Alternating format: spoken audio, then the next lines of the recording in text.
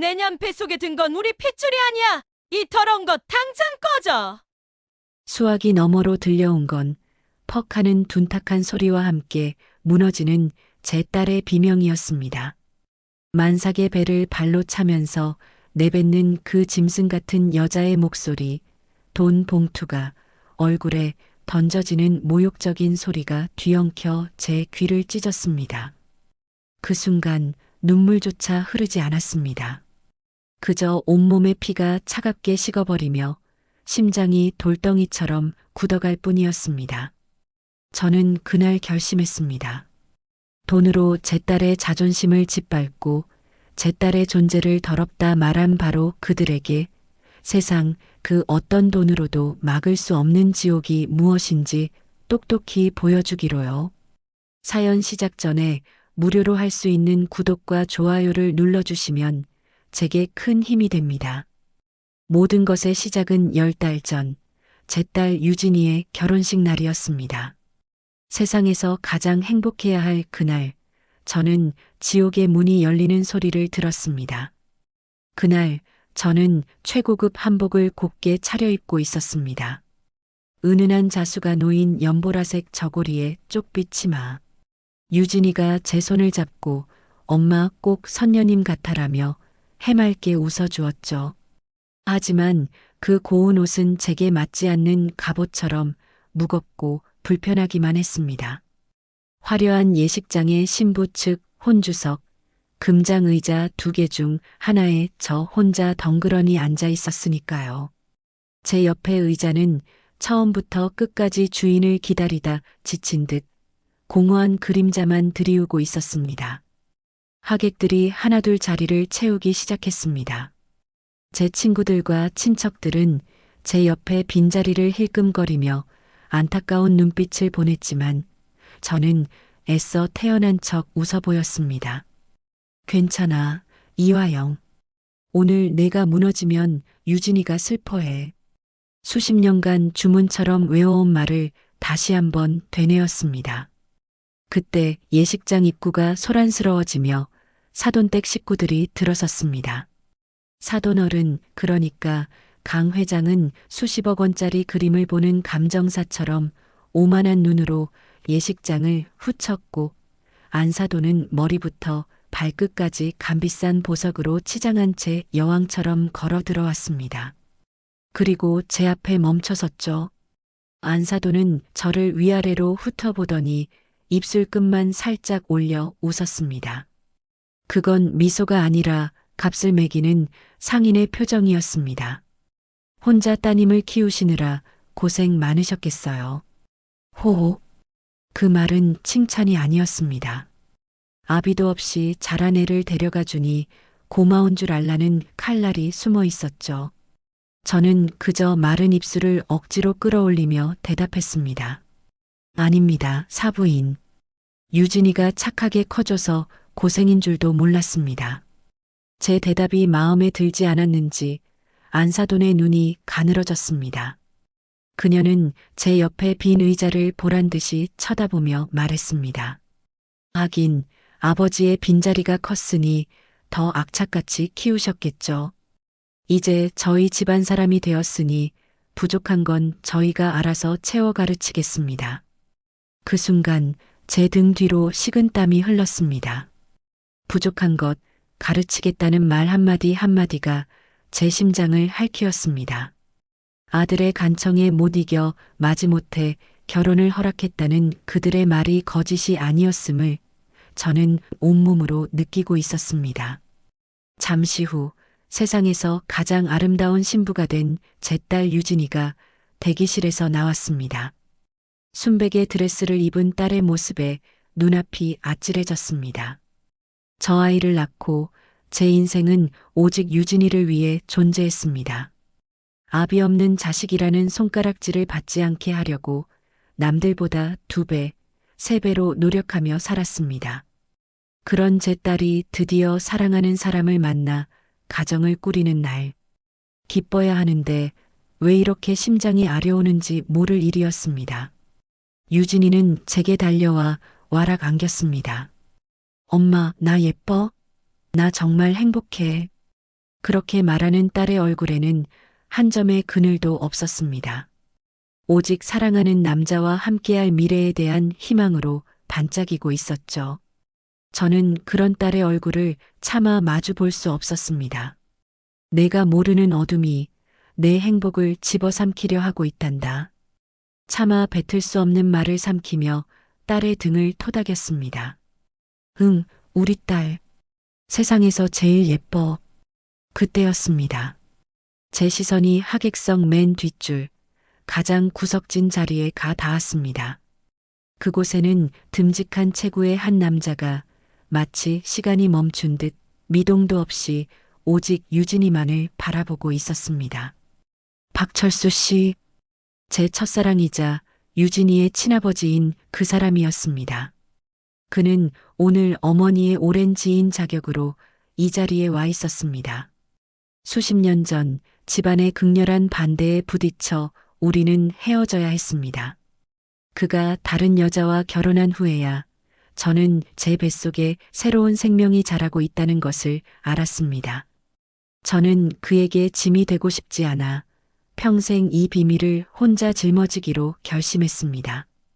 유진이에게 아빠는 아주 어릴 때 병으로 세상을 떠났다고, 하늘의 별이 되었다고 가르쳤습니다. 세월이 흘러 아내와 사별한 그가 저를 찾아왔을 때 저는 모질게 그를 밀어냈습니다. 하지만 제 곁을 맴돌며 유진이의 키다리 아저씨가 되어준 그를 저는 끝내 거부하지 못했습니다. 하지만 차마 유진이에게 당신의 아버지가 살아있다는 말은 할 수 없었습니다. 그건 제 마지막 남은 자존심이자 제 딸에게 더 큰 상처를 줄 수 없다는 두려움 때문이었습니다. 철수 씨의 눈시울이 붉어져 있었습니다.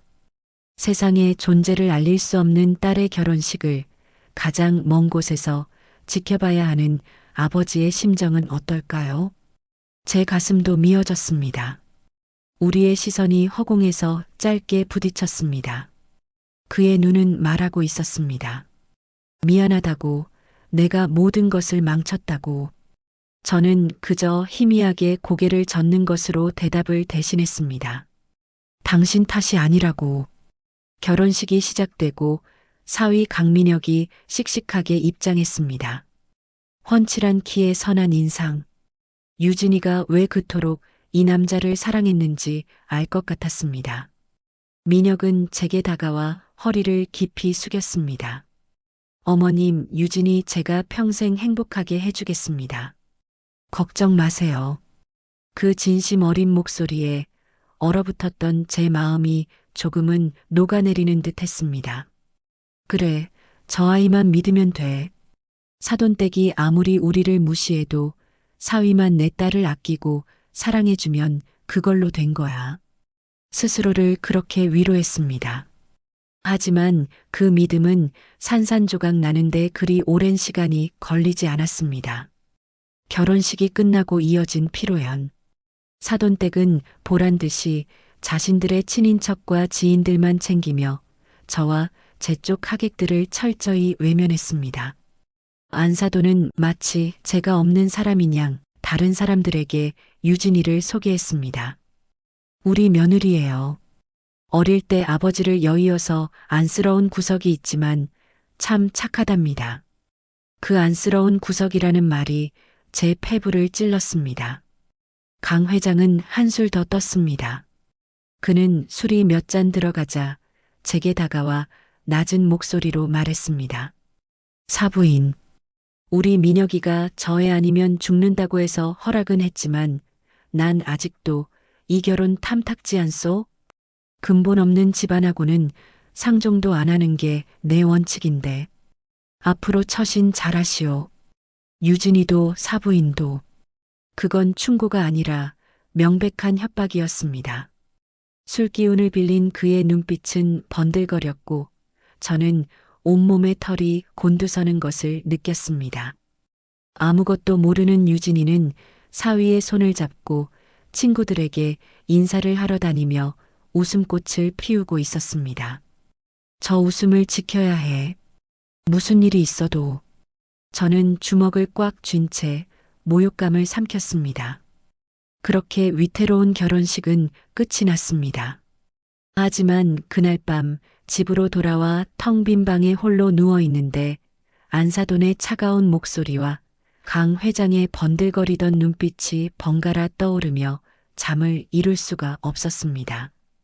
불안했습니다.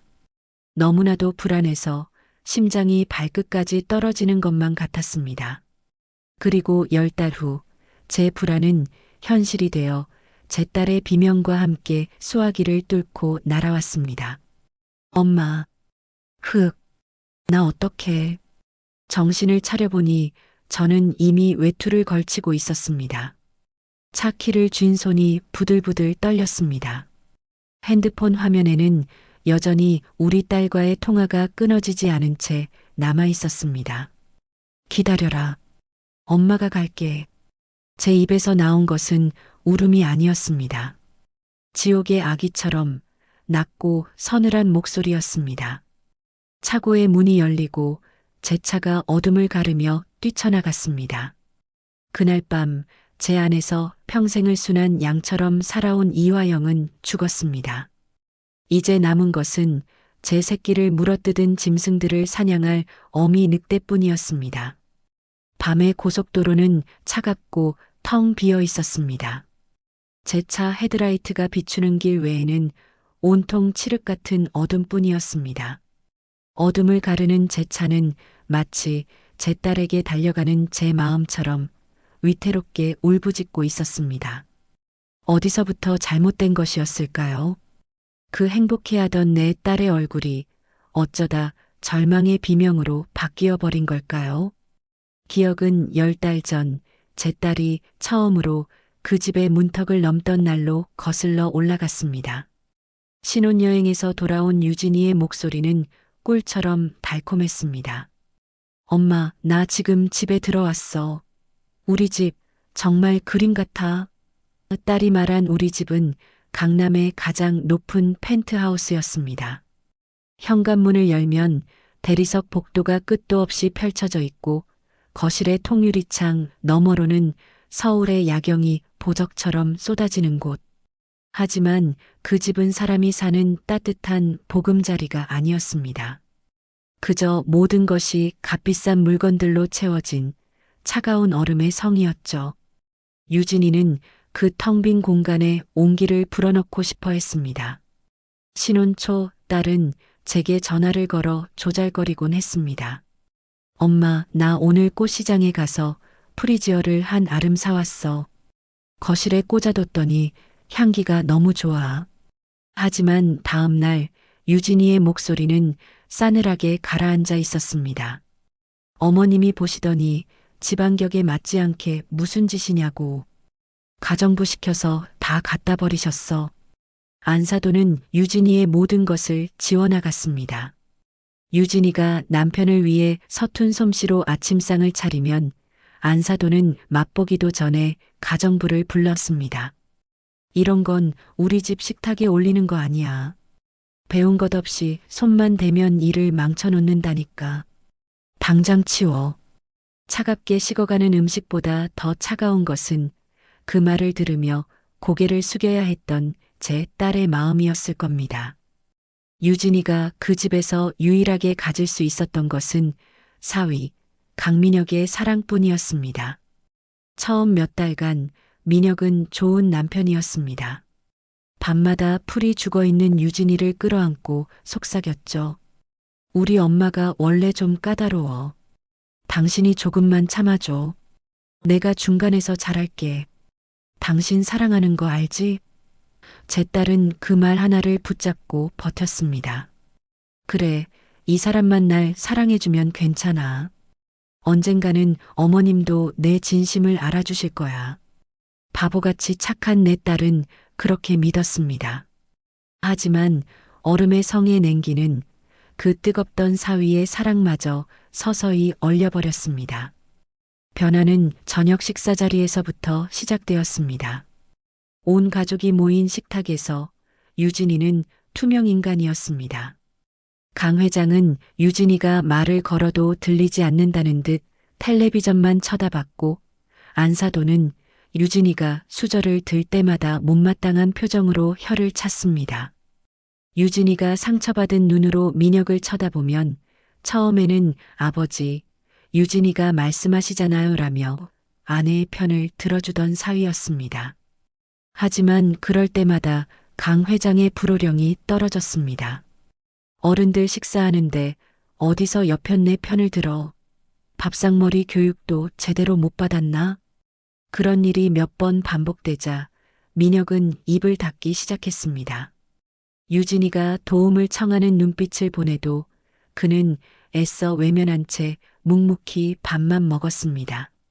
식사가 끝나면 나 피곤해서 먼저 들어갈게라며 도망치듯 자리를 피했고요. 제 딸은 텅 빈 식탁에 홀로 남아 차갑게 식어버린 남편의 사랑을 온몸으로 받아내야 했습니다. 결정적인 사건은 어느 주말 오후에 일어났습니다.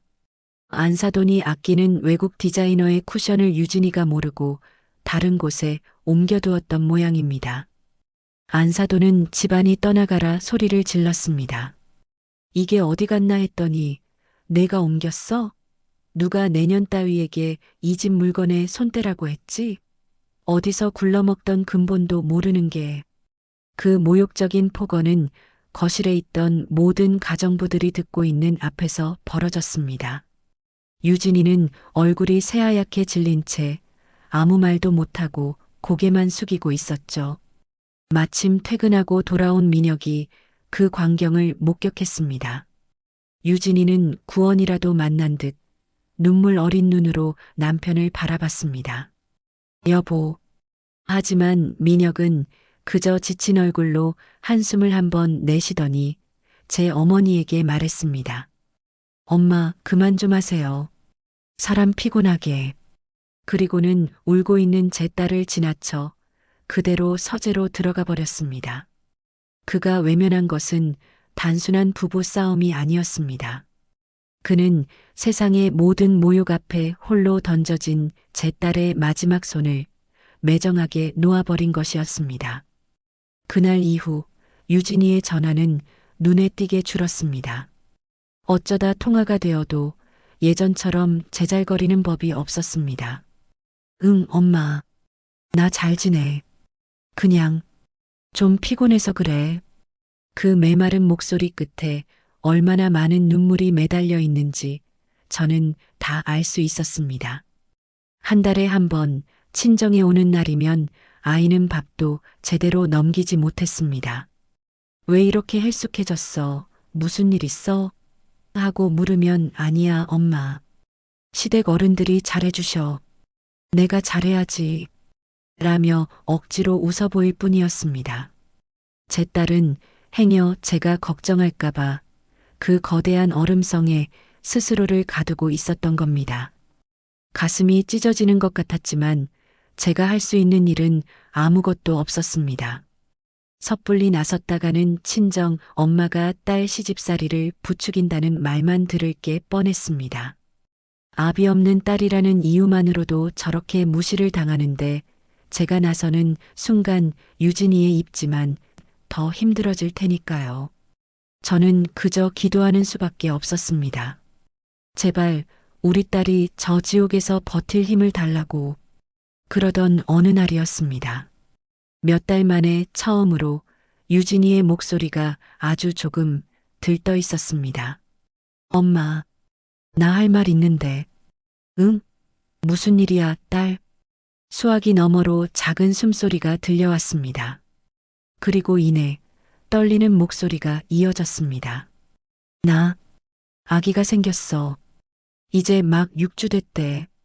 그 순간 저도 모르게 탄성을 질렀습니다. 아, 하늘이 우리 딸을 완전히 버리지는 않으셨구나. 정말이니? 정말이야, 유진아. 아이고, 잘됐다. 정말 잘됐어. 유진이는 제 기쁨에 용기를 얻었는지 조금 더 밝아진 목소리로 말했습니다. 응, 엄마. 이제 괜찮을 거야. 할머니, 할아버지도. 손주 보시면 좀 달라지시겠지? 민혁 씨도 자기가 아빠 된다니까 너무 좋아해. 이제 우리 세 식구 정말 행복할 수 있을 거야. 그 희망에 찬 목소리를 들으며 저는 하염없이 눈물을 흘렸습니다. 그래, 그럴 거야. 핏줄을 중시하는 사람들이니 제 핏줄을 이은 손주는 귀하게 여기겠지. 이제 우리 유진이 더는 외롭지 않겠구나. 그때 저는 몰랐습니다. 내 딸이 마지막으로 움켜쥔 그 가느다란 희망의 동아줄이 사실은 가장 잔인한 절망으로 향하는 덫이었다는 것을, 그 작은 생명이 내 딸을 더 깊은 지옥으로 밀어넣는 빌미가 될 줄은 꿈에도 상상하지 못했습니다. 그 희망의 불씨가 어떻게 짓밟혔는지 저는 평생 잊지 못할 겁니다. 희망은 때로 가장 잔인한 독이 되기도 합니다. 한 줄기 빛인 줄 알고 붙잡았던 그것이 사실은 나락으로 향하는 썩은 동아줄일 때 절망은 몇 배나 더 깊어지는 법이니까요. 제 딸 유진이에게 뱃속의 작은 생명은 마지막 희망이었습니다. 그리고 그 희망은 제 딸의 모든 것을 남김없이 불태워버린 지옥의 불씨가 되었습니다. 임신 사실을 알게 된 후 며칠간 유진이는 아주 오랜만에 웃음을 되찾았다고 합니다. 아침에 눈을 뜨면 자신도 모르게 배를 쓰다듬었고 밤이면 뱃속의 아기에게 조용히 말을 걸었죠. 아가, 엄마야. 내가 와줘서 엄마는 이제 하나도 외롭지 않아. 할머니, 할아버지도 널 보시면 아주 예뻐해 주실 거야. 그 작은 생명은 얼음성 같던 시댁을 녹여줄 따스한 봄이라고 제 딸은 굳게 믿었습니다. 민혁도 처음에는 기뻐했다고 합니다. 초음파 사진을 보며 와, 이게 우리 애라고? 신기하다라며 아이처럼 좋아했고 밤에는 유진이의 배에 귀를 대고 아빠 목소리 들리니? 하고 속삭이기도 했죠. 그 모습에 유진이는 다시 한번 믿음을 가졌습니다. 이 사람의 사랑은 아직 식지 않았다고. 이 사람만 내 편이면 우리는 이겨낼 수 있다고. 문제는 그 사실을 언제, 어떻게 시부모님께 말씀드리느냐는 것이었습니다. 유진이는 며칠을 고민하다 작은 아기 신발 한 켤레를 샀습니다. 하얗고 보송보송한 갓 태어난 아기에게나 맞을 법한 작은 신발이었습니다. 그걸 예쁜 상자에 담아 온 가족이 모이는 주말 저녁 식사 후에 꺼내 보이기로 마음먹었습니다. 드디어 운명의 그날 저녁. 식사는 여느 때처럼 숨막히는 침묵 속에서 진행되었습니다. 강 회장은 경제 뉴스를 틀어놓고 밥을 먹었고 안사도는 유진이가 국을 뜨는 소리에도 미간을 찌푸렸습니다. 유진이는 심장이 터질 것처럼 뛰어 밥이 입으로 들어가는지 코로 들어가는지 알 수 없었습니다. 식사가 끝나고 거실 소파에 모두가 둘러앉았습니다. 유진이는 떨리는 손으로 준비한 작은 선물 상자를 강 회장과 안사돈 앞에 내밀었습니다. 아버님, 어머님, 드릴 말씀이 있어요. 안사돈은 경멸 어린 눈으로 상자를 흘끗 쳐다볼 뿐 손도 대지 않았습니다. 또 무슨 쓸데없는 짓이야. 너한테는 뭘 기대하는 것 자체가 시간 낭비다. 강 회장은 아예 관심도 없다는 듯 손에 든 리모컨만 만지작거렸습니다. 옆에 앉은 민혁이 눈치 없이 웃으며 말했습니다. 엄마, 아버지, 유진이가 준비한 거래요. 한번 열어보세요. 유진이는 용기를 내어 직접 상자를 열었습니다. 새하얀 아기 신발이 모습을 드러내자 유진이는 떨리는 목소리로 말했습니다. 저, 아기가 생겼어요. 두 분께 손주가 생기셨어요. 저는 그 순간을 상상하면 지금도 가슴이 아픕니다. 제 딸은 아마 활짝 웃으며 축하해주는 시부모님의 모습을 기대했을 겁니다. 아이고, 우리 며느라가 고생했다. 며 손이라도 잡아주실 줄 알았겠죠. 하지만 돌아온 것은 축복이 아니었습니다. 그들을 감싼 것은 싸늘하다 못해 살얼음이 돋는 듯한 경멸적인 침묵이었습니다. 가장 먼저 입을 연 것은 안사돈이었습니다. 그녀는 아기 신발을 마치 더러운 벌레 보듯 쳐다보며 차갑게 말했습니다. 그래서 그게 뭐 어쨌다는 거니? 네, 어머님? 유진이가 무슨 말이냐는 듯 되묻자 안사돈은 코웃음을 쳤습니다. 그 뱃속의 애가 우리 집안하고 무슨 상관이 있냐는 말이다. 내년 핏줄이 섞인 걸 우리가 왜 손주로 받아줘야 하지? 유진이의 얼굴이 하얗게 질려갔습니다. 강 회장도 리모컨을 내려놓고 비릿한 미소를 지으며 거들었습니다. 내 애미가 너를 어떻게 키웠는지는 모르겠다만 우리 집안은 다르다. 아무 핏줄이나 함부로 섞는 그런 근본 없는 집안이 아니란 말이다. 알겠어? 아버님, 어머님, 그게 무슨 말씀이세요? 이 아이는 민혁 씨 아이고 두 분의 손주잖아요. 유진이가 울먹이며 항변하자 안사돈은 자리에서 벌떡 일어났습니다. 그리고는 테이블 위에 아기 신발 상자를 손으로 탁 쳐서 바닥에 떨어뜨렸습니다. 하얀 신발 한 짝이 대구르르 굴러 유진이의 발치에 멈췄습니다. 시끄러워. 어디서 감히 손주라는 말을 입에 올려. 우리 집안의 격을 떨어뜨리는 그 핏줄. 나는 절대 인정 못한다. 당장 지워. 내일 당장 병원 예약해 줄 테니 그 더러운 건 깨끗하게 처리해. 지우라니요? 어떻게 그런 말씀을 하세요? 이 아이는 제 아이란 말이에요. 처음이었습니다. 순한 양 같던 제 딸이 시부모 앞에서 목소리를 높인 것은 하지만 그건 분노가 아니었습니다. 뱃속의 새끼를 지키려는 어미의 처절한 절규였습니다. 유진이는 본능적으로 자신의 배를 감싸 안았습니다. 그때 안사돈의 손이 허공을 갈랐습니다. 짝! 살같이 터지는 듯한 날카로운 소리와 함께 유진이의 고개가 옆으로 돌아갔습니다. 하얗던 뺨 위로 순식간에 붉은 손자국이 피어올랐습니다. 이게 어디서 눈을 똑바로 뜨고 대들어. 내년이 지금 누구한테 말대꾸야.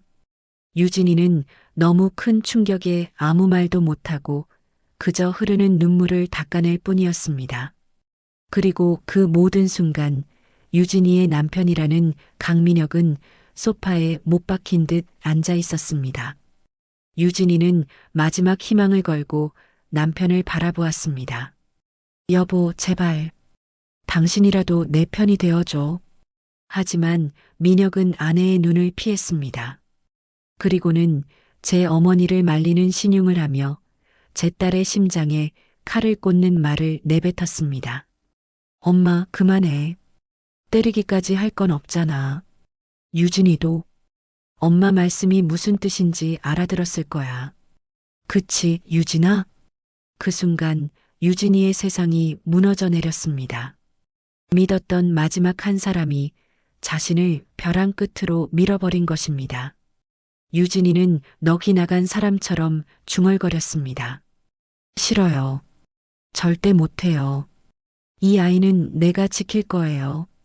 바로 그 말이 안사돈의 마지막 남은 이성의 끈을 끊어버렸습니다. 이게 아직도 정신을 못 차렸네. 안사돈은 이성을 잃고 달려들어 유진이가 감싸고 있던 만삭의 배를 하이힐을 신은 발로 그대로 걷어찼습니다. 내년 뱃속에 든 건 우리 핏줄이 아니야. 이 더러운 것 당장 꺼져.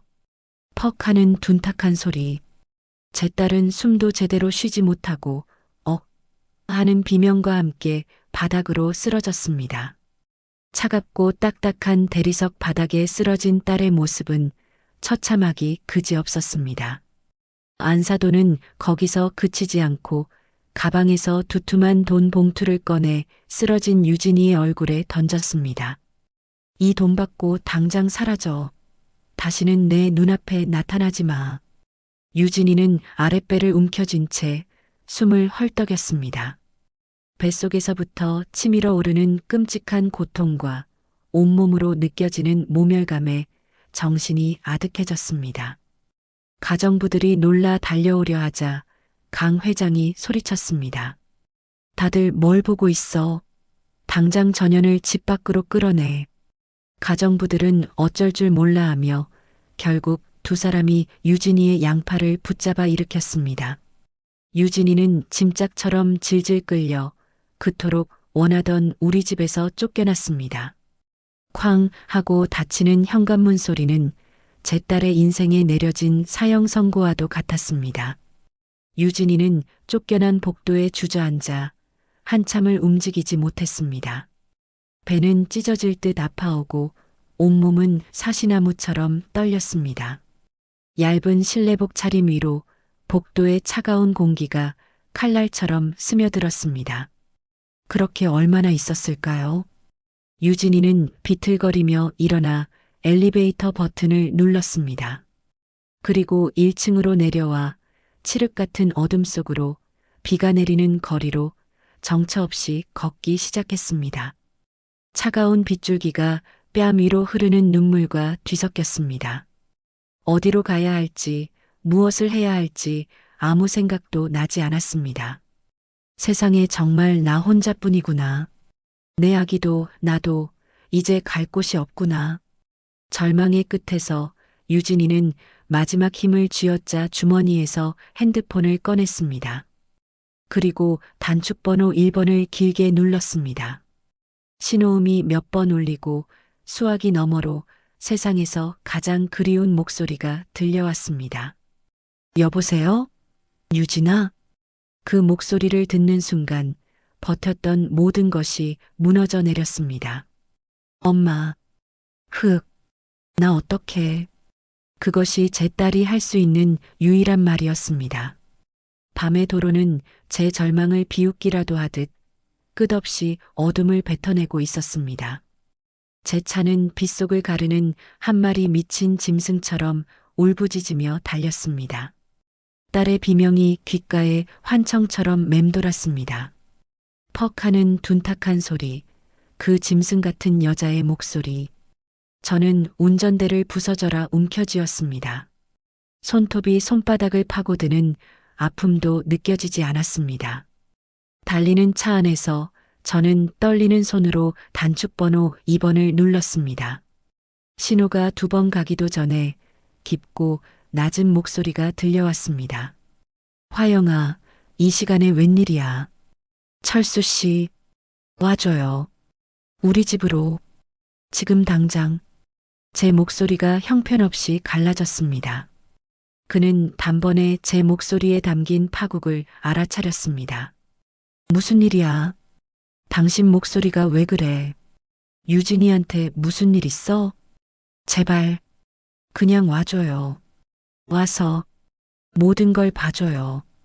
전화를 끊고 저는 엑셀을 더 깊이 밟았습니다. 그들의 집, 그 얼음성이 있는 강남이 가까워질수록 심장이 얼어붙는 것 같았습니다. 어디 있을까, 내 딸. 그 차가운 집 앞에서 비를 맞고 있는 걸까? 아니면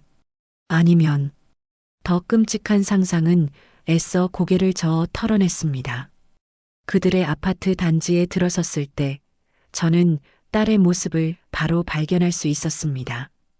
하지만 그곳은 화려한 1층 로비가 아니었습니다. 단지 구석, 불도 들어오지 않는 작은 놀이터의 벤치 위였습니다. 비를 쫄딱 맞은 채 얇은 실내복 차림으로 웅크리고 앉아있는 내 딸. 한때는 세상의 전부였을 자신의 배를 그저 멍하니 끌어안고 있었습니다. 그 모습은 마치 주인이 버린 인형 같아서 저는 숨을 쉴 수가 없었습니다. 차를 세우고 달려가 저는 아무 말 없이 입고 있던 코트를 벗어 딸의 몸에 둘러주었습니다. 유진이의 몸은 얼음장처럼 차가웠고 덜덜 떨리는 몸을 제대로 가누지도 못했습니다. 아이의 텅 빈 눈동자가 저를 향했습니다. 하지만 초점 없는 눈은 저를 알아보지 못하는 것 같았습니다. 유진아, 엄마야. 괜찮아. 이제 다 괜찮아. 제 목소리가 공허하게 흩어졌습니다. 딸을 부축해 차에 태우고 집으로 향하는 내내 우리 사이에는 아무런 대화도 없었습니다. 유진이는 창밖의 어둠을 응시할 뿐이었고 저는 차마 딸의 얼굴을 볼 수가 없었습니다. 퉁퉁 부어오른 뺨에 붉은 손자국이 제 심장을 갈기갈기 찢어놓는 것 같았습니다. 내가 왜 이 결혼을 허락했을까? 아니, 내가 왜 저 아이를 아비 없는 자식으로 태어나게 했을까? 모든 것이 내 탓이었다. 내 죄였다. 집에 도착해 유진이를 침대에 눕혔습니다. 아이는 고열에 시달리며 끙끙 앓는 소리를 냈습니다. 저는 밤새도록 물수건으로 딸의 이마를 닦아주었습니다. 꿈속에서도 딸은 괴로운 듯 몸을 뒤척였습니다. 하지 마세요. 우리 아기한테 제발. 그 잠꼬대를 들으며 저는 결심했습니다. 더 이상은 안 된다. 내가 만든 거짓말로 내 딸을 지킬 수 없다면 차라리 모든 것을 부수고 진실 위에 다시 서야 한다. 내가 평생 지켜온 이 비밀이 결국 내 딸을 근본 없는 애로 만들고 짓밟히게 한 족쇄가 되었다. 이 족쇄를 내가 직접 끊어내야만 한다. 내 딸이 증오하고 원망하더라도 그래야만 했다. 다음 날 아침 유진이가 희미하게 눈을 떴습니다. 어젯밤에 광풍이 휩쓸고 간 얼굴은 생기라고는 찾아볼 수 없는 잿빛이었습니다. 아이는 텅 빈 눈으로 천장을 바라보며 나지막이 중얼거렸습니다. 엄마, 다 끝났어. 나도 아기도. 다 끝난 것 같아. 저는 딸의 차가운 손을 마주 잡았습니다.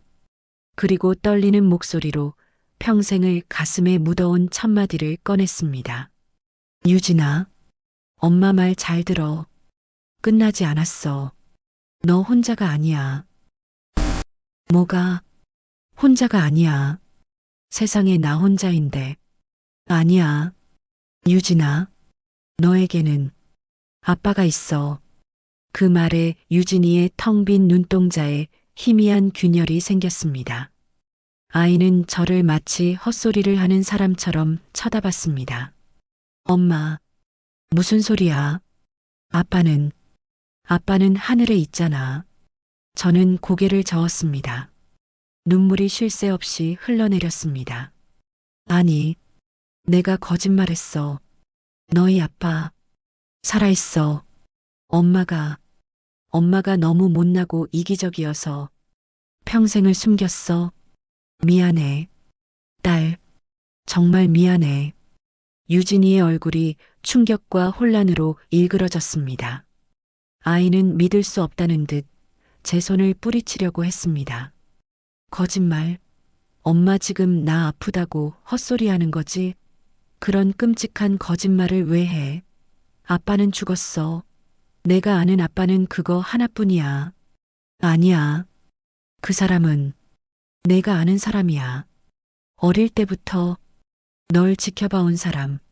제 말이 채 끝나기도 전에 현관 도어록이 해제되는 소리가 들렸습니다. 그리고 곧 다급한 발소리와 함께 박철수 씨가 굳은 얼굴로 방 안으로 들어섰습니다. 그는 뜬 눈으로 밤을 새운 듯 얼굴이 헬쑥했습니다. 그의 시선은 침대에 누워있는 유진이에게 그리고 유진이의 퉁퉁 부은 뺨에가 닿았습니다. 그의 얼굴이 순식간에 무너져 내렸습니다. 유진이는 방에 들어선 철수 씨와 울고 있는 저를 번갈아 쳐다보았습니다. 아이의 눈동자가 지진이라도 난 듯 걷잡을 수 없이 흔들렸습니다. 어릴 적 넘어져 무릎이 깨졌을 때 약을 사들고 달려왔던 아저씨, 대학 입학 선물이라며 제일 좋은 노트북을 사주셨던 아저씨, 늘 멀리서 하지만 항상 자신을 지켜봐 주던 그 엄마 친구 아저씨, 흩어져 있던 기억의 파편들이 하나의 그림으로 맞춰지는 순간 유진이는 숨쉬는 법조차 잊어버린 듯 했습니다. 철수 씨는 더 이상 다가오지 못하고 그 자리에 우뚝 서서 유진이를 바라봤습니다. 그의 눈에서 굵은 눈물방울이 뚝, 뚝 떨어져 내렸습니다. 그는 아무 말도 하지 않았습니다. 그저 침대 쪽으로 천천히 걸어왔습니다. 그리고 유진이의 침대 곁에 차가운 바닥에 그대로 무릎을 꿇었습니다. 경찰청장이라는 사회적 지위도 중년 남자의 체면도 그 순간 그에게는 아무것도 존재하지 않았습니다. 오직 딸 앞에 선 죄인만이 있을 뿐이었습니다. 그는 무릎 꿇은 채로 차마 딸의 얼굴을 보지 못하고 고개를 떨구었습니다. 그의 어깨가 가파르게 들썩였습니다. 그리고 마침내 찢어지는 듯한 목소리가 터져 나왔습니다. 아빠가 미안하다. 유진아, 아빠가 다 잘못했다. 아빠, 그 한마디가 방 안의 공기를 갈랐습니다. 유진이의 눈에서 참았던 눈물이 폭포수처럼 쏟아져 내렸습니다. 그것은 슬픔도 분노도 원망도 아니었습니다. 그 모든 감정이 뒤섞인 영혼의 울음이었습니다. 왜 이제 와서, 왜? 유진이는 실오라기 같은 힘을 쥐어짜 그의 어깨를 내리쳤습니다. 하지만 그 주먹에는 아무런 힘도 실려 있지 않았습니다. 철수 씨는 그저 묵묵히 딸의 주먹을 다 받아내며 계속해서 오열할 뿐이었습니다. 미안하다. 내 딸. 아빠가 평생을 죄인으로 살게. 미안하다. 결국 유진이는 무너져 내렸습니다. 철수 씨의 품에 안겨 어린아이처럼 목 놓아 울었습니다. 저도 더는 참지 못하고 두 사람을 끌어안고 함께 울었습니다. 수십 년의 세월을 건너 우리는 그렇게 처음으로 서로의 상처를 부둥켜 안고 하나의 가족이 되었습니다. 한참의 시간이 흐르고 울음이 잦아들었을 때였습니다. 철수 씨는 조용히 자리에서 일어났습니다. 그의 얼굴에서 눈물은 사라지고 대신 얼음보다 차갑고 강철보다 단단한 무언가가 자리 잡고 있었습니다. 그는 딸의 뺨에 남은 붉은 상처를 지워지지 않을 낙인처럼 자신의 눈에 새겨 넣었습니다. 그리고 제게 나지막하지만 온 세상을 울리는 듯한 목소리로 말했습니다. 화영아, 이제부터 내가 해. 저 짐승만도 못한 것들 내가 전부 끌어내릴 거야. 그는 창가로 다가가 젖은 손으로 딸의 이마를 쓸어주었습니다. 그리고 맹세했습니다. 아빠가 약속할게, 유진아. 내 눈에서 흐른 눈물방울수만큼, 아니 그 1000배, 10,000배로 그놈들 피눈물을 흘리게 해줄게. 내가 짓밟혔던 그 자리, 그놈들 무릎을 꿇려서라도 내 발에 입 맞추게 만들 거야. 이 아빠의 모든 것을 걸고 복수는 차갑게 식혀서 먹어야 가장 맛있는 음식이다. 철수 씨가 제게 처음으로 건넨 말이었습니다. 눈물의 밤이 지나고 그는 더 이상 슬퍼하거나 분노하지 않았습니다. 그의 모든 감정은 얼음장 아래 깊은 심해처럼 고요하고 차갑게 가라앉아 있었습니다. 그는 이제 아버지가 아니었고 죄인도 아니었습니다. 그는 오직 목표물을 향해 달려드는 가장 정교하고 무자비한 사냥꾼이었습니다. 그날 이후 우리 집은 거대한 전쟁을 준비하는 비밀 사령부로 변했습니다. 철수 씨는 출근하지 않았습니다. 그는 서재에 틀어박혀 수십 년간 쌓아온 그의 힘을 깨우기 시작했습니다. 그의 전화 한 통에 대한민국에서 가장 유능하고 충성스러운 그의 사람들이 움직이기 시작했습니다. 나다. 박철수. 지금부터 내가 하는 말 토시 하나 틀리지 말고 기록해. J&H 건설 회장 강만식. 그 인간 일가 뒷조사 먼지 한 톨까지 털어와. 자금 흐름 계열사 일감 몰아주기 정관계 로비 내역 비자금 탈세 불법 증여. 지난 30년간 그놈들이 저지른 모든 걸 이틀 안에 내 책상 위에 올려놔. 수화기 너머의 상대는 그의 최측근이자 경찰 내 최고의 정보통이었습니다. 그는 철수 씨의 갑작스러운 명령에 당황한 듯 했지만 이내 군인처럼 대답했습니다. 예, 알겠습니다. 청장님, 저는 그가 서재에서 통화하는 모습을 문틈으로 지켜보았습니다. 그는 더 이상 제가 알던 다정하고 미안함 많던 철수 씨가 아니었습니다. 그는 마치 거대한 군대를 지휘하는 장군처럼 짧고 단호한 명령들을 쏟아냈습니다. 또 다른 전화에서는 이렇게 말했습니다. 김 검사, 나야.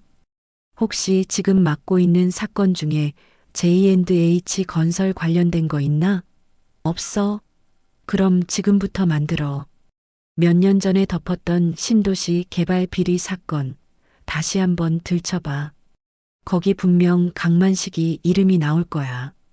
내가 미끼를 던져줄 테니 자네는 낚싯대만 준비하고 있어. 그가 움직이자 거대한 톱니바퀴들이 맞물려 돌아가기 시작했습니다. 국세청에서는 특별 세무조사팀이 꾸려졌고 공정거래위원회에서는 J&H 건설의 부당 내부 거래에 대한 조사가 시작되었습니다. 언론에는 아직 아무것도 흘러나가지 않았습니다. 모든 것은 물밑에서 가장 은밀하고 신속하게 진행되었습니다.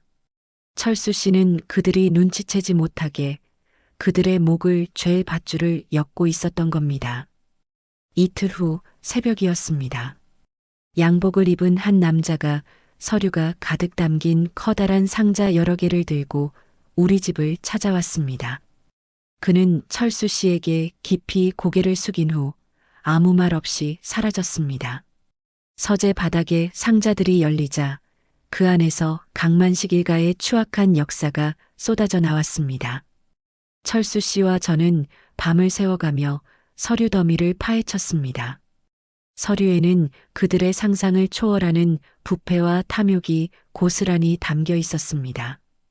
회사 돈으로 구매한 수십억 원짜리 해외 부동산, 며느리인 제 딸에게는 단 한 푼도 쓰지 않으면서 자신들의 딸에게는 편법으로 증여한 수백억 대의 주식, 하청업체들을 쥐어짜서 조성한 비자금, 그리고 그 돈으로 유력 정치인들에게 상납한 뇌물 목록까지. 그들은 돈과 권력으로 쌓아 올린 성 안에서 법 위에 군림하는 왕처럼 살아왔던 겁니다. 서류를 읽어 내려가던 제 손이 부들부들 떨렸습니다. 특히 제 눈을 사로잡은 것은 안사돈의 사치 행각이었습니다. 그녀는 회사 법인카드로 명품 가방과 보석을 사들이는 것은 물론 점 하나 찍는데 수천만 원이 든다는 강남의 유명 점집에 매달 거액을 바치고 있었습니다. 그녀가 점쟁이에게 물은 것은 늘 한결같았다고 합니다. 우리 아들에게 붙은 애군을 어떻게 떼어낼 수 있겠는가. 제 딸 유진이가 바로 그 애군이었던 겁니다. 이런 짐승만도 못한 것들.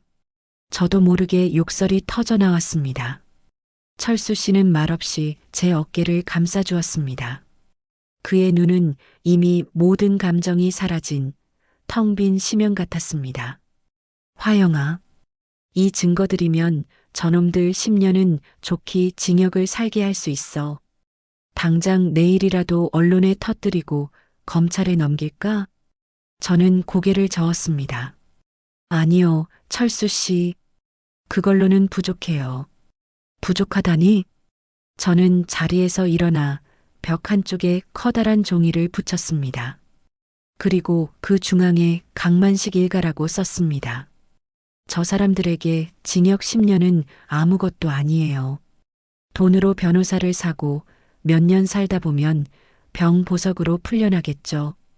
그리고 나와서는 남은 돈으로 다시 떵떵거리며 살 거예요. 우리가 원하는 건 그런 게 아니잖아요. 저는 서류 더미에서 안사돈과 강 회장의 사진을 찾아 종이에 붙였습니다. 저들이 가장 두려워하는 건 감옥이 아니에요. 그들이 평생을 바쳐 쌓아 올린 사회적 명성과 체면, 다른 사람들의 시선이에요. 우리는 그걸 무너뜨려야 해요. 법의 심판보다 더 무서운 사회적인 심판을 받게 해야 해요. 다시는 이 땅에서 고개 들고 살 수 없도록 가장 많은 사람들이 보는 앞에서 가장 치욕스러운 방식으로 발가벗겨야 해요. 그때부터 복수의 설계는 제 몫이 되었습니다. 철수 씨가 모아온 칼들을 어떻게, 어느 타이밍에, 누구의 심장에 꽂아야 가장 고통스러울지 저는 밤을 새워가며 시나리오를 썼습니다.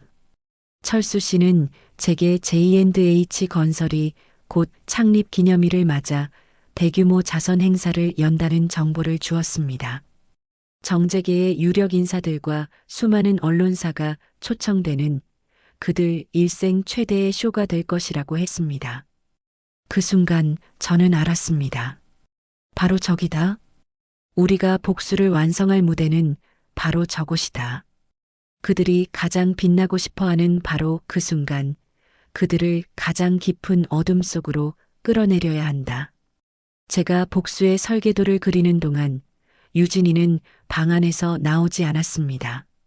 아이는 밥도 거의 먹지 않고 그저 멍하니 누워만 있었습니다. 제가 죽을 가져다 주면 마지못해 몇 술 뜨는 것이 전부였습니다. 저는 딸에게 차마 우리가 무슨 일을 꾸미고 있는지 말할 수 없었습니다. 하지만 아이는 이미 모든 것을 느끼고 있는 듯 했습니다. 어느 날 밤 제가 서재에서 자료를 정리하고 있는데 유진이가 조용히 문을 열고 들어왔습니다. 헬쑥해진 얼굴이었지만 텅 비어있던 눈동자에 희미한 빛이 돌아와 있었습니다. 아이는 바닥에 널린 서류들과 벽에 붙은 복수의 설계도를 한참 동안 바라보았습니다. 그리고 제게 다가와 작은 목소리로 말했습니다. 엄마, 나 이 아이 낳을래. 저는 깜짝 놀라 딸을 바라보았습니다. 유진아, 나 도망치지 않을 거야. 숨지도 않을 거야. 이 아이는 더 이상 근본 없는 서러운 아이가 아니잖아. 나한테는 엄마도 있고 아빠도 있잖아. 그러니까 나도 강해질래. 엄마 아빠처럼. 제 딸은 잿더미 속에서 다시 피어나는 불사조처럼 스스로 일어서고 있었습니다. 아이는 제 옆에 앉아 제가 정리하던 서류 한 장을 집어들었습니다. 그건 안사돈이 법인카드로 명품을 사들인 내역서였습니다. 유진이는 그 서류를 한참 동안 들여다보더니 피식하고 웃었습니다. 그건 제가 아주 오랜만에 보는 제 딸의 진짜 웃음이었습니다. 그 사람, 내가 자기 아들 애군이라고 했다며? 진짜 애군이 뭔지 내가 똑똑히 보여주게 될 거야. 그날 밤 우리는 나란히 앉아 복수의 설계도를 완성했습니다. 철수 씨가 법과 권력의 칼을 준비했다면 저와 유진이는 그 칼날에 가장 잔인한 독을 바르는 역할을 맡았습니다. 우리는 그들이 언제, 어디서, 누구에 의해 어떤 표정으로 무너져 내릴지를 한 장면 상상하며 시나리오를 완성해 나갔습니다. 그 시간은 더 이상 고통스럽지 않았습니다. 오히려 지독하게 통쾌하고 짜릿했습니다. 며칠 후 우리 집으로 한 통의 초대장이 도착했습니다. 금박이 박힌 화려한 봉투, J&H 건설 창립 기념 자선 행사의 초대장이었습니다. 초청자 이름에는 경찰청장 박철수님과 사부인 이화영님의 이름이 나란히 적혀 있었습니다. 그들은 꿈에도 모르고 있었겠죠. 자신들이 초대한 것이 귀빈이 아니라 자신들의 숨통을 끊어놓을 저승사자라는 사실을. 저는 그 초대장을 들고 서재로 들어갔습니다. 그리고 복수의 설계도 가장 윗부분에 그 초대장을 압정으로 박아 넣었습니다. 결전의 날 아침의 공기는 유난히 차고 맑았습니다. 그 맑음이 오히려 불길하게 느껴지는 폭풍이 오기 직전의 고요함이었습니다. 우리 세 사람이 비장하게 전쟁을 준비하는 동안 저 성안의 어리석은 자들은 일생일대의 파티를 준비하며 웃음꽃을 피우고 있었습니다. 그날 오전 안사돈은 강남의 최고급 헤어살롱에서 머리를 손질하며 주변에 모여든 사모님들에게 보란 듯이 자랑을 늘어놓았습니다. 어머, 들으셨어요? 오늘 저희 J&H 건설 자선 행사에 누가 오시는지 경찰청장님이 직접 오셔서 축사를 다 해주신다잖아요. 호호. 다 우리 회장님 인맥 덕분 아니겠어요? 한 사모님이 부러움 가득한 목소리로 아첨했습니다. 와, 정말요? 역시 강 회장님은 스케일이 다르시다니까. 사부인 좋으시겠어요. 든든한 사돈을 두셔서. 안사돈은 거울에 비친 자신의 얼굴을 만족스럽게 쳐다보며 입술 끝을 비죽였습니다. 사돈은 무슨, 그저 우리 민혁이 봐서 얼굴 한번 비춰주시는 거지. 다 우리 집안 보고 오는 거예요.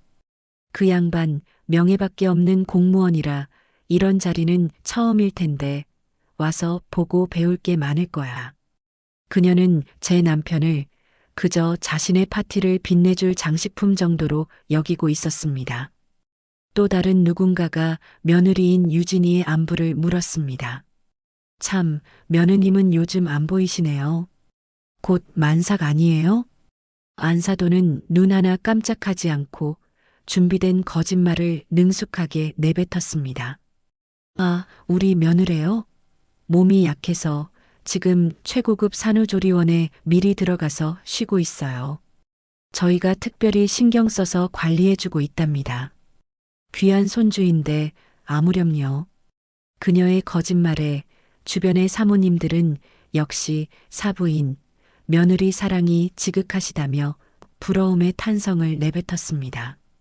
안사돈은 그 위선적인 칭찬을 한껏 즐기며 만족스러운 미소를 지었습니다. 그 시각 그녀가 최고급 산후조리원에 있다고 말한 제 딸 유진이는 제 손을 잡고 있었습니다. 그날 오후 저 역시 미용실 의자에 앉아 있었습니다. 하지만 제 주변에는 어떤 시끄러운 수다도 부러움의 시선도 없었습니다. 오직 거울 속 저를 바라보는 유진이의 단단한 눈빛만이 함께할 뿐이었습니다. 저는 미용사에게 주문했습니다. 오늘 제가 가장 강해 보일 수 있는 머리로 해주세요. 가장 차갑고 누구도 함부로 할 수 없게. 제가 입을 옷 역시 아름다움을 위한 것이 아니었습니다. 짙은 남색에 장식 하나 없는 실크 드레스. 그것은 파티복이 아니라 전투를 앞둔 장수의 갑옷이었습니다. 유진이가 제 목에 작은 다이아몬드가 박힌 목걸이를 직접 채워주었습니다. 엄마, 꼭 이기고 와. 걱정 마. 이건 이기고 지는 싸움이 아니야. 그냥 처단일 뿐이지. 우리가 집을 나서려 할 때 서재에서 나온 철수 씨가 우리 앞에 섰습니다. 그는 완벽하게 다려진 검은색 예복을 입고 있었습니다. 그는 파티에 가는 손님이 아니라 사형을 집행하는 집행관의 모습이었습니다. 그가 제게 손을 내밀었습니다. 갑시다, 여보. 우리가 만들어 놓은 심판대로. 행사장이 열리는 호텔에 도착했을 때 입구는 이미 수많은 취재진과 카메라 플래시로 인산인해를 이루고 있었습니다. 저희 차가 멈춰서고 철수 씨가 먼저 내려 제 차 문을 열어주었습니다. 그 순간 모든 카메라가 우리를 향해 터져나왔습니다. 경찰청장 부부 동반 참석. 내일 아침 신문 헤드라인이 눈에 선했습니다. 그때 강 회장과 안사돈이 버선발로 달려나왔습니다. 그들의 얼굴에는 감출 수 없는 기쁨과 오만한 자부심이 가득했습니다. 아이고, 청장님, 사부인, 이렇게 귀한 걸음을 다 해주시고 영광입니다, 영광. 강 회장은 철수 씨의 손을 잡고 놓아주질 않았고 안사돈은 제 팔짱을 끼며 친한 척 굴었습니다. 사부인, 오늘 너무 고우세요. 역시 격이 다르시다니까. 자, 이쪽으로 가시죠. 저희가 특별히 제일 좋은 자리를 마련해 두었습니다. 저는 아무 말 없이 그저 차갑게 웃어주었습니다. 제 미소의 의미를 저 어리석은 여자는 평생 알지 못할 겁니다. 안사도는 저를 이끌고 행사장 안으로 들어서며 제 귓가에 속삭였습니다. 우리 유진이 잘 쉬고 있어요. 사부인 걱정하실까봐 일부러 연락 안 드렸지 뭐예요. 저희가 다 알아서 할 테니 아무 걱정 마세요. 자신의 손으로 내쫓은 며느리를 걱정하는 시어머니 코스프레라니. 저는 저도 모르게 헛웃음이 나올 뻔한 것을 간신히 참았습니다. 행사장은 그들의 허영심을 그대로 옮겨놓은 듯 했습니다. 천장에서는 거대한 크리스털 샹들리에가 눈부신 빛을 쏟아내고 있었고 테이블마다 값비싼 와인과 화려한 꽃 장식이 놓여 있었습니다. 이 모든 것이 하청업체들의 피와 눈물을 짜내서 만든 것임을 저는 알고 있었습니다. 강 회장과 안사도는 마치 개선장군처럼 저와 철수 씨를 이끌고 중앙의 헤드 테이블로 향했습니다. 길을 지나는 동안 수많은 사람들이 우리에게 아는 척을 하며 인사를 건넸습니다. 유력 정치인, 대기업 총수, 유명 연예인까지 그들은 모두 강 회장 부부에게 아첨하며 동시에 철수 씨에게 눈도장을 찍으려 애썼습니다. 저는 그들의 얼굴 하나하나를 눈에 담았습니다. 저 얼굴들 중 누군가는 강만식에게 뇌물을 받았을 것이고 또 누군가는 그의 불법적인 사업에 힘을 실어주었을 겁니다. 저 화려한 가면 뒤에 숨겨진 추악한 욕망들이 역겹게 느껴졌습니다. 이들은 모두 공범이었습니다. 문득 제 딸 유진이의 모습이 떠올랐습니다. 칠흑 같은 밤 비를 맞으며 놀이터 벤치에 홀로 웅크리고 앉아있던 내 딸. 저 화려한 샹들리에의 불빛과 차갑게 쏟아지던 빗줄기. 저들의 웃음소리와 내 딸의 절규. 극명한 두 개의 장면이 제 머릿속에서 겹쳐지며 제 안에 마지막 남았던 연민마저 제가 되어 사라졌습니다. 헤드 테이블에 앉자 강 회장은 의기양양한 목소리로 철수 씨에게 말했습니다. 청장님, 이따 축사 잘 좀 부탁드립니다. 청장님이 저희 행사를 빛내주시니 아주 든든합니다. 철수 씨는 와인 잔을 들어 올리며 나지막이 대답했습니다. 걱정 마십시오. 아마 오늘 제 축사는 여기 계신 모든 분들이 평생 잊지 못하게 될 겁니다.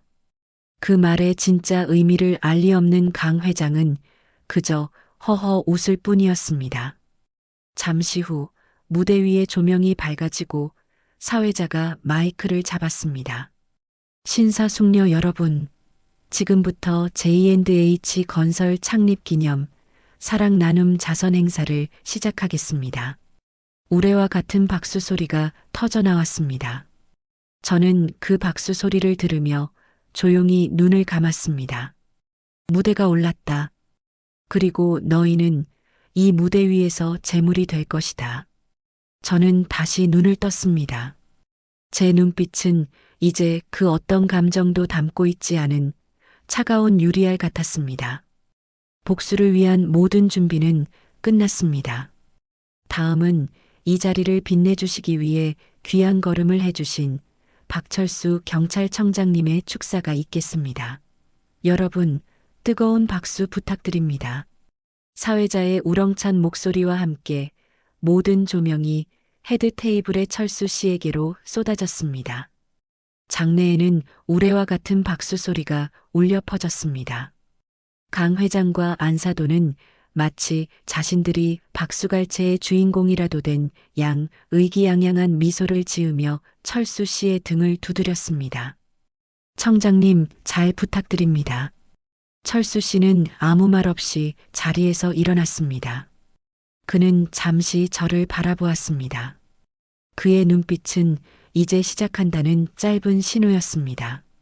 저는 그저 희미하게 고개를 끄덕여 주었습니다. 그의 손에는 주최 측에서 준비해준 미사역으로 가득한 축사 원고가 들려 있었습니다. 하지만 저는 알고 있었습니다. 그 종이는 그저 연막일 뿐이라는 것을. 철수 씨가 무대 중앙의 연단으로 천천히 걸어 나갔습니다. 그의 걸음 하나하나에 거대한 행사장은 물을 뿌린 듯 조용해졌습니다.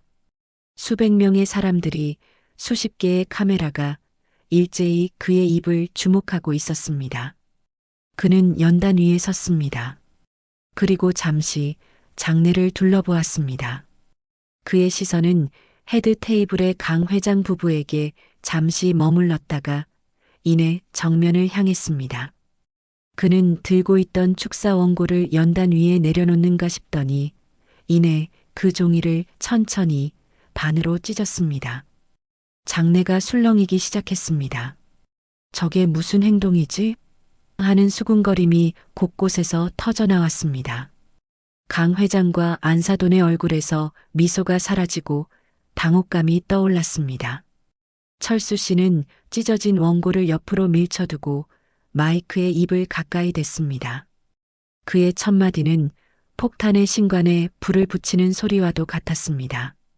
오늘 J&H 건설의 창립을 축하하기 위해 많은 분들이 오셨습니다. 그리고 저는 이 자리에서 자선의 진정한 의미에 대해 이야기해 보고자 합니다. 목소리는 낮고 차분했지만 그 안에는 거역할 수 없는 힘이 실려 있었습니다. 방금 전 우리는 J&H 건설이 얼마나 많은 불우이웃을 돕고 사회에 공헌했는지에 대한 영상을 보았습니다. 참으로 감동적인 영상이었습니다. 하지만 여러분, 가장 큰 자선은 가장 가까운 곳에서부터 시작되어야 하는 것 아닐까요? 그의 말에 강 회장의 얼굴이 미세하게 굳어지기 시작했습니다. 철수 씨는 아랑곳하지 않고 말을 이었습니다. 저는 오늘 이 자리에서 한 기업의 부패와 탐욕이 어떻게 한 가정을 무너뜨리고 한 인간의 존엄을 짓밟았는지에 대한 이야기를 하려고 합니다. 이제 장내는 완벽한 침묵에 휩싸였습니다. 모두가 숨을 죽이고 앞으로 벌어질 일을 예감하고 있었습니다. 안사돈은 사색이 되어 제 옆에서 중얼거렸습니다. 저 양반이 지금 무슨 소리를 하는 거야? 철수 씨는 스크린을 향해 손짓했습니다. 저기 스크린을 잠시 봐주시겠습니까? 스크린에는 조금 전까지 J&H 건설의 홍보 영상이 나오던 자리에 빼곡한 숫자와 그래프가 적힌 문서들이 나타나기 시작했습니다. 그것은 바로 우리가 밤새워 정리했던 강만식 일가의 비자금 흐름도였습니다. 이것은 J&H 건설이 지난 10년간 하청업체들을 압박하여 조성한 비자금 내역입니다.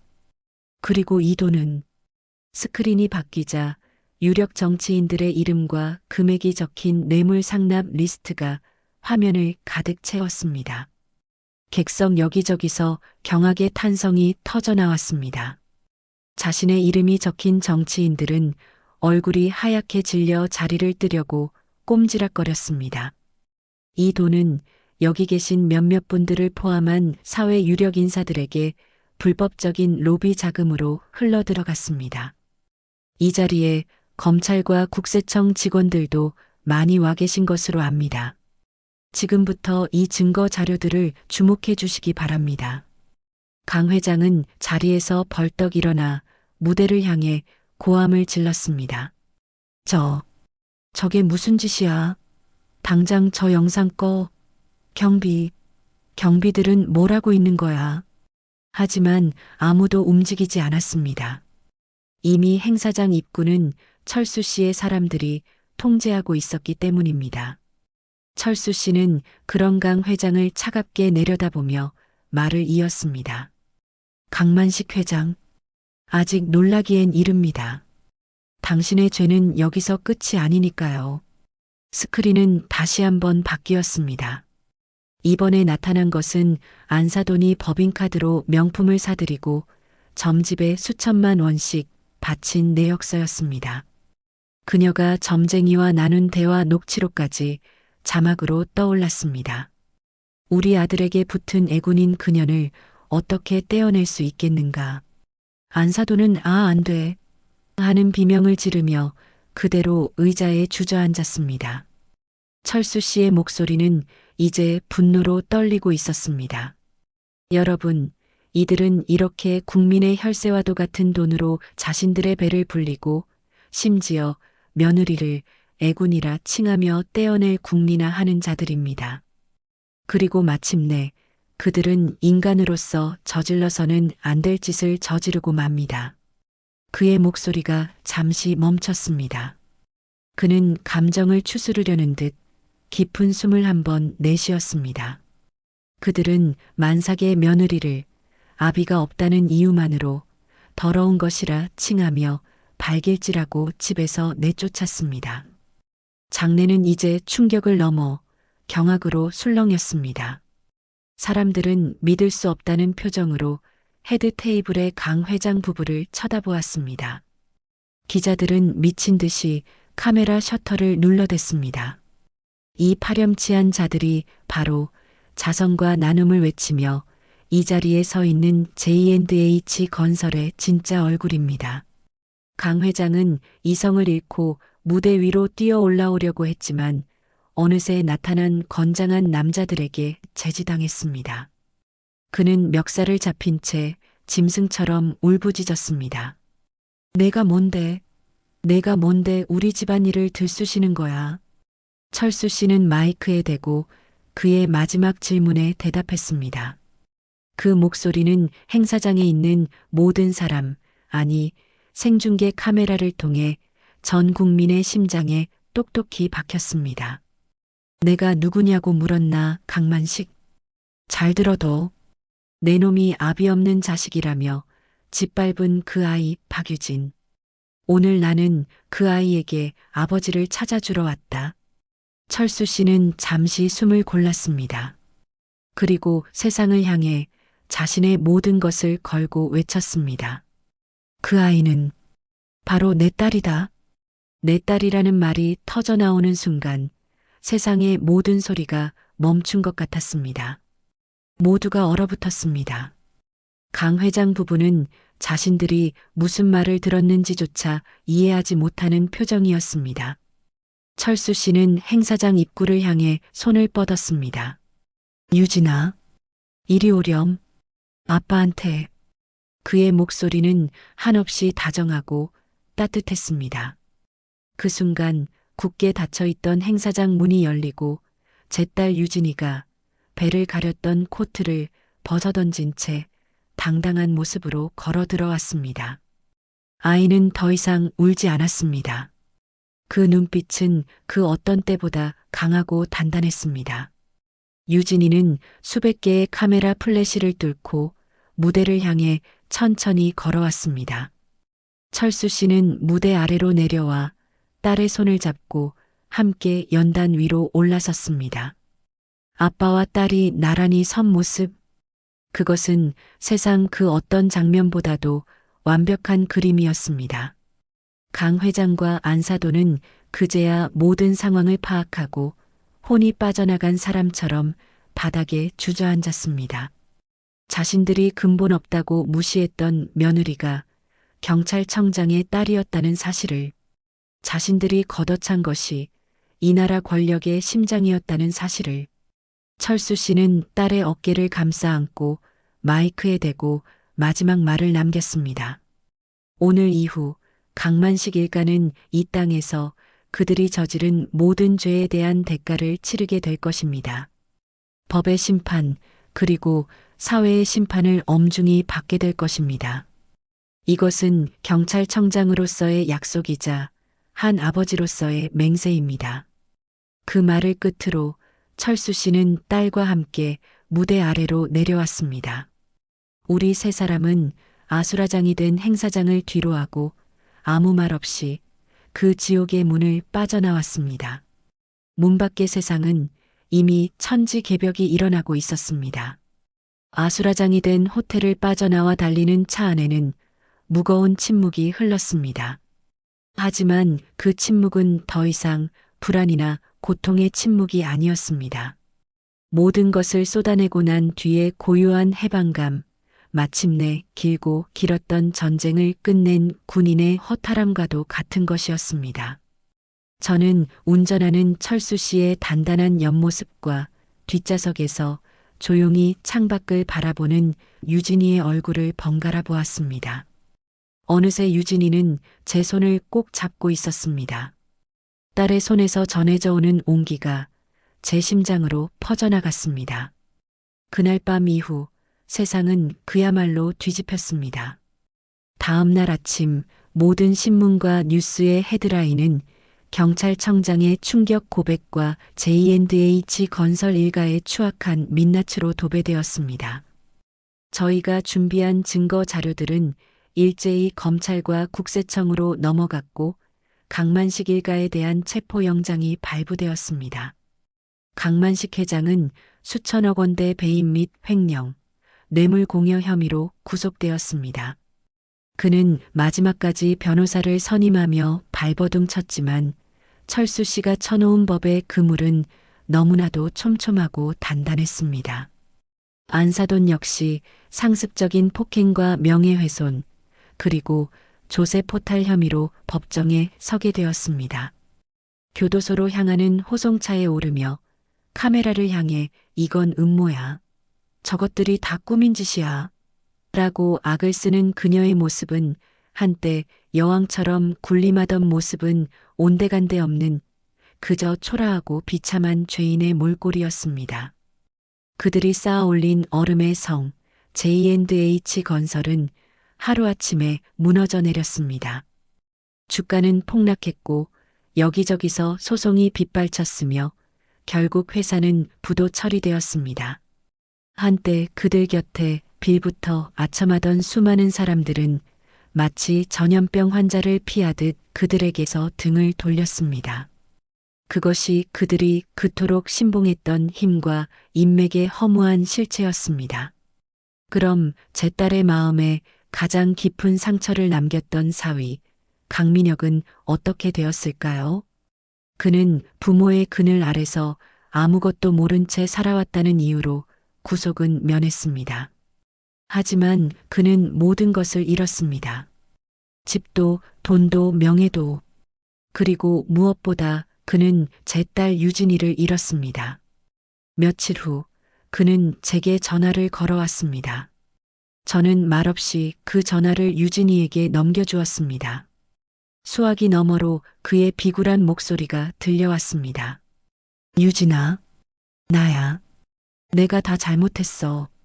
내가 정말 미쳤었나 봐. 제발 한 번만 용서해줘. 다시 시작하자. 응? 우리 아기도 있잖아. 유진이는 그 말을 끝까지 들었습니다. 그리고는 제가 한 번도 들어본 적 없는 차갑고 단단한 목소리로 대답했습니다. 강민혁 씨, 당신이 벌인 건 나뿐만이 아니야. 당신은 당신 아이의 아버지가 될 자격까지 버렸어. 다시는 연락하지 마. 당신 이름은 내 인생에서도 내 아이의 인생에서도 오늘로 완벽하게 지워졌으니까. 전화를 끊은 유진이는 저를 보며 희미하게 웃었습니다. 그 미소는 제 딸이 비로소 과거의 상처에서 완전히 벗어났다는 증표였습니다. 세상은 강만식 일가의 몰락에 통쾌해하면서도 다른 한편으로는 철수 씨의 행동에 대해 갑론을 박을 벌였습니다. 아무리 그래도 공권력을 사적인 복수에 이용한 것은 문제다라는 비판의 목소리도 있었습니다. 철수 씨는 그 모든 비난을 묵묵히 받아들였습니다. 어느 날 저녁 그는 저와 유진이를 앞에 앉혀놓고 말했습니다. 나 내일 사표를 내려고 해. 제가 놀라서 그를 바라보자 그는 담담하게 웃으며 말했습니다. 경찰청장으로서 나는 법을 어겼어. 내 가족을 지키기 위한 일이었지만 원칙을 어긴 건 사실이야. 그에 대한 책임은 내가 져야지. 후회는 없어. 나는 내 남은 인생을 당신의 남편으로 그리고 우리 유진이의 아버지로 온전히 살아가고 싶어. 그걸로 충분해. 그의 결정에 저와 유진이는 아무 말도 할 수 없었습니다. 그저 그의 손을 따뜻하게 잡아줄 뿐이었습니다. 시간이 흘렀습니다. 세상의 소란스러움이 조금씩 잦아들고 계절이 바뀌었습니다. 가을이 가고 추운 겨울이 왔다가 마침내 모든 것이 소생하는 봄이 찾아왔습니다. 유진이의 배는 하루가 다르게 불러왔고 아이의 얼굴에는 그늘 대신 평온한 미소가 자리 잡았습니다. 우리는 함께 아기용품을 사러 다니고 맛있는 음식을 만들어 먹으며 세상의 그 어떤 가족보다도 행복한 시간을 보냈습니다. 그리고 마침내 예정일보다 조금 이른 어느 봄날 진통이 시작되었습니다. 철수 씨는 저보다 더 안절부절 못하며 유진이의 손을 잡고 병원으로 향했습니다. 몇 시간의 긴 기다림 끝에 우렁찬 아기의 울음소리가 들려왔습니다. 응애, 응애.